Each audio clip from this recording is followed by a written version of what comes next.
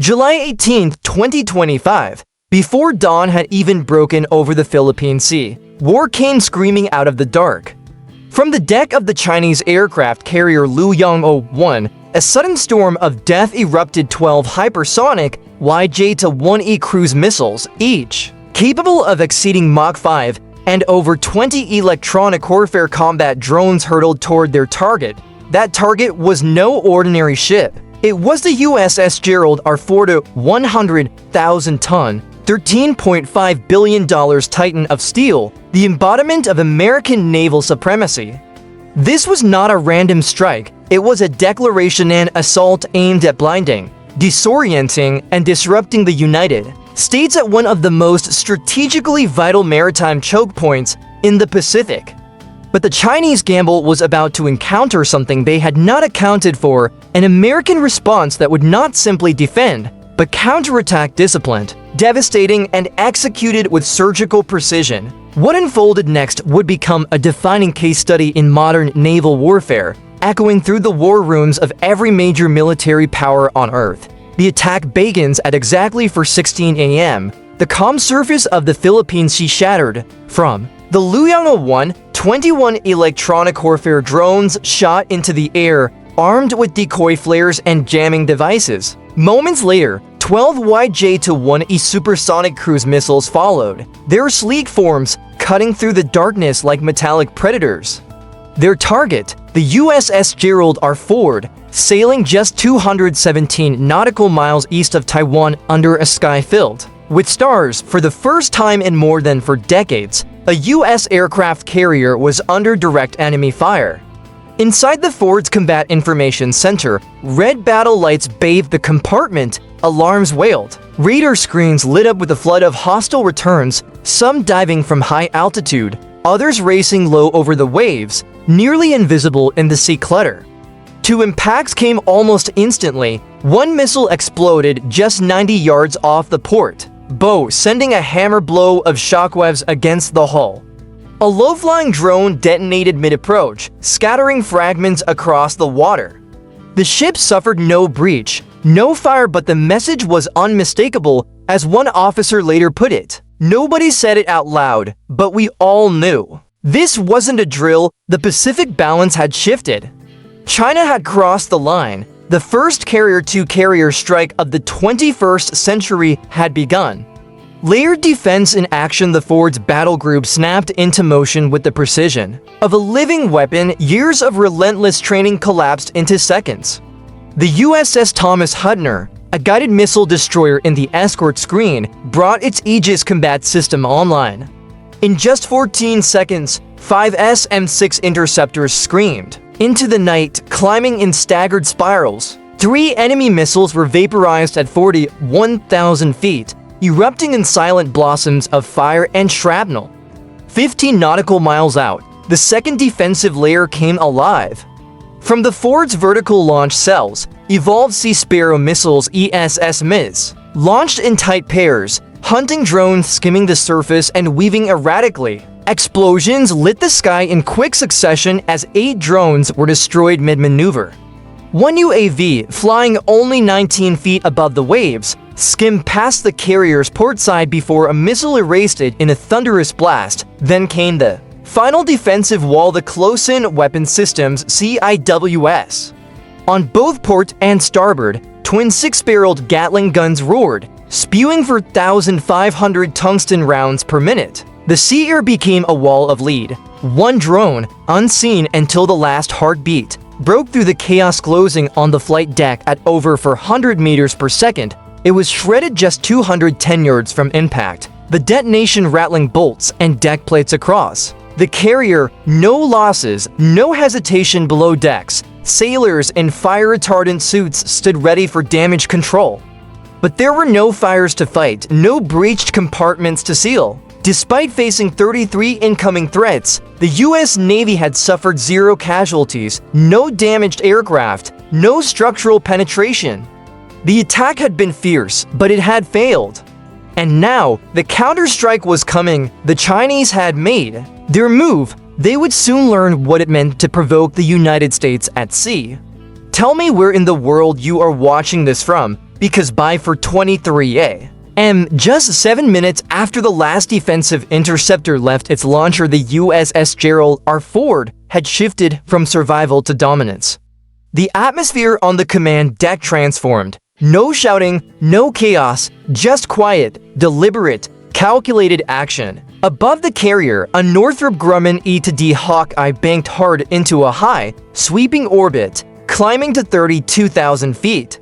Its massive radar dish spun steadily, the silent sentry piecing the battle back together frame by frame. In under 90 seconds, the fog of war began to lift. The electromagnetic haze that had blinded the fleet thinned, the static fizzled away, and drone wreckage rained into the sea. The truth that emerged was chilling. It hadn't been a land-based strike from mainland China. The hostile swarm had launched from the Chinese aircraft carrier Liuyang-01, now repositioning to 117 nautical miles southeast of Taiwan. Two EA-18G Growlers, already airborne, received new orders. They turned toward the southern corridor on an electronic counteroffensive, firing concentrated bursts of jamming energy along the exact same frequencies the Chinese UAVs had exploited minutes earlier. 6 remaining enemy drones instantly lost their uplink, spiraling down like dead birds into the waves without so much as a splash heard on the carrier deck. In the CIC, Commander Rachel Dean, head of electronic warfare, stood motionless, eyes locked on the operations board. She watched as Liuyang-01's radar profile flickered into view, its stealth veil pierced. "That wasn't random," she said flatly.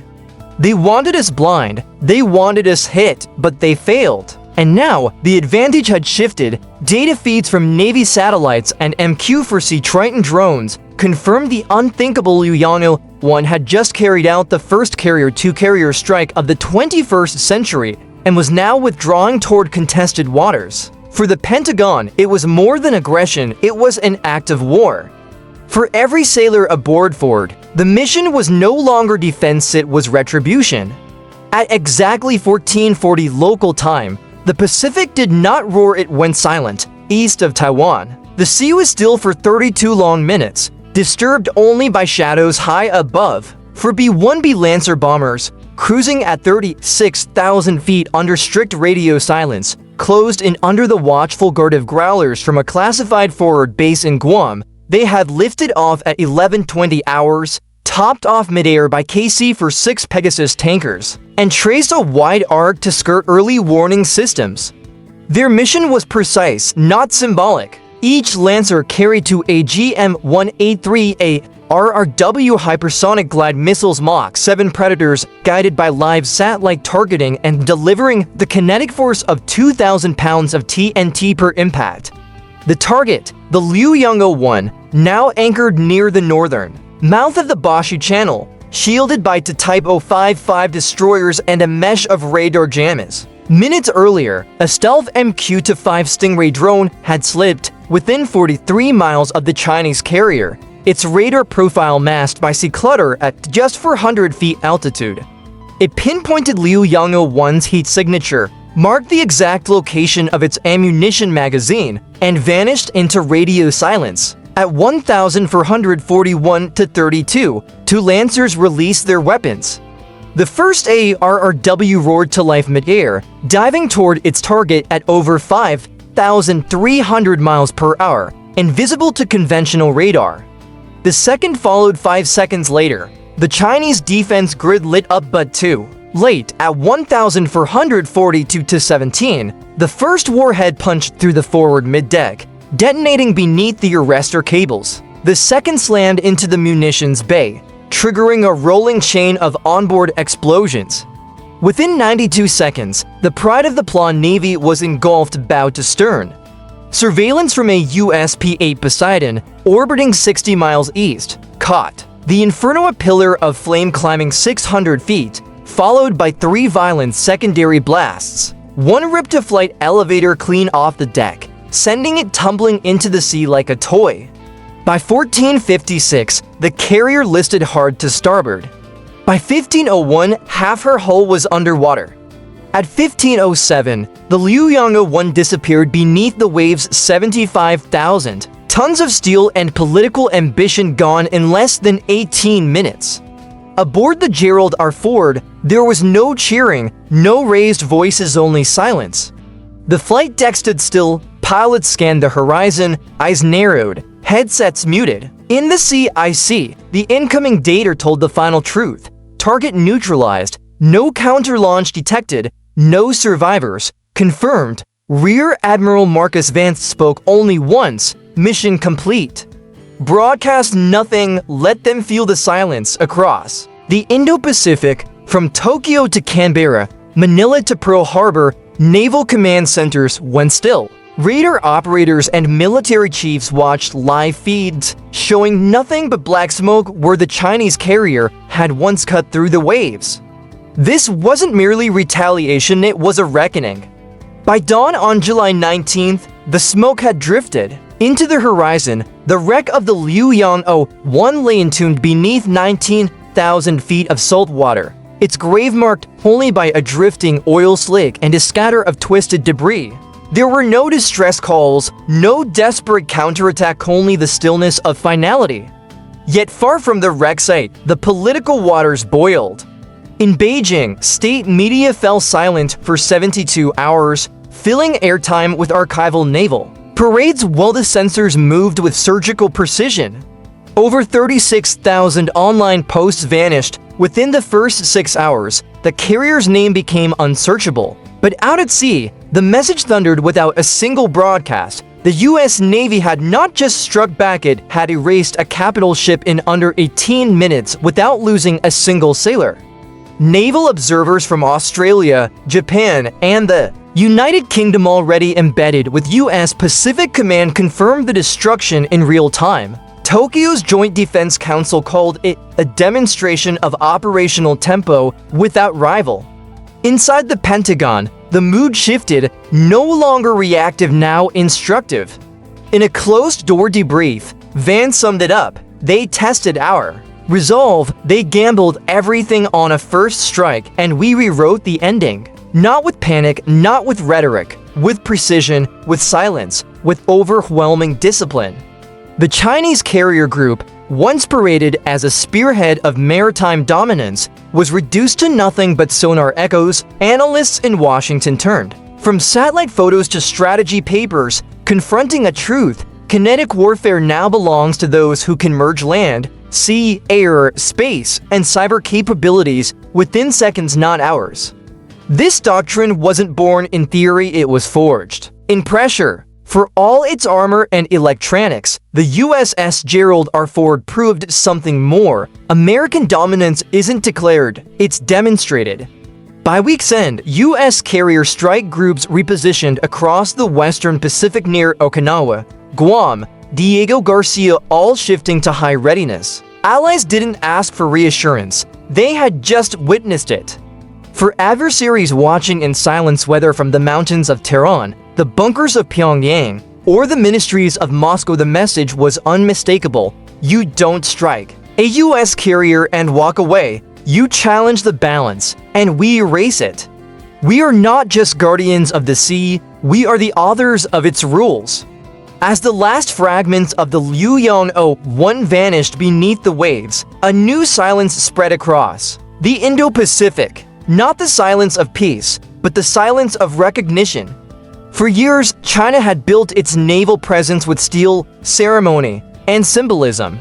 This carrier was meant to be a floating declaration, a warning that a new era had arrived. In less than 18 minutes, that message was answered, dismantled, and buried. No press conference, no boasting, just fire, precision, and discipline. From the skies above Guam to the Combat Information Center of the Ford, every link in the chain held not by luck, but by design. This was the US Navy as it truly is, not a blunt instrument of firepower, but a doctrine layered, deliberate, and unshakable. Every radar operator, every pilot, every gunner played their role with flawless timing. The victory came not from sheer force, but from the belief that preparation will always beat provocation. One truth now stood beyond dispute. In an age of rising tensions, the sea does not answer to the loudest voice, it answers to the one that acts with speed, without chaos, and without warning. Most Americans will never set foot on a carrier deck, never feel the thunder of a CIWS or the crackle of the Growler's jamming field. But they should know this year defenders are not waiting to react. They are already poised to prevent, and if the test comes, they will answer, because power does not need to shout when presence alone is enough. And when the storm passes and the horizon returns to calm, the watch will still be held beneath the stars and stripes. That is not just deterrence. That is the American difference.